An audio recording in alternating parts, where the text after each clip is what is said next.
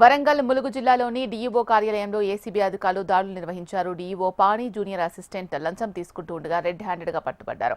లక్ష్మీపురం గ్రామానికి చెందిన ఉపాధ్యాయుడి దగ్గర నుంచి 20,000 రూపాయలు డిమాండ్ చేసినట్లు అధికారులు చెప్పారు. మెడికల్ లీవ్ లో ఉన్న బాధితుడు రీజాయినింగ్ ఆర్డర్ కోసం డీఈఓను సంప్రదించినట్లు తెలిపారు.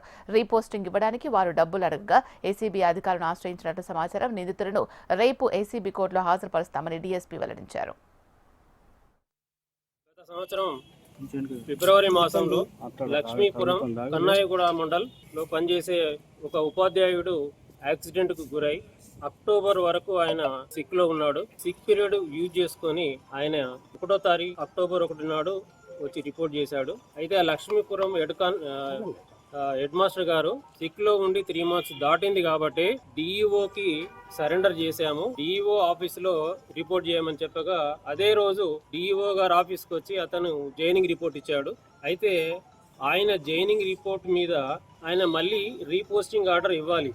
కానీ ఆ రీపోస్టింగ్ ఆర్డర్ ఇవ్వకుండా అతను వద్దనే ఉంచుకొని డిఈఓ పన్నని గారు అతనికి 20,000 రూపాయలు లంచంగా ఇస్తేనే నేను రీపోస్టింగ్ ఆర్డర్ ఇస్తానని చెప్పి టీచర్ని డిమాండ్ చేసిండు. అలాగే ఆర్డర్ ప్రిపేర్ చేసినందుకు గాను Dilip establishment section junior assistant అతనికి 5,000 రూపాయలు ఇవ్వాలని చెప్పి అతను కూడా డిమాండ్ చేసిండు.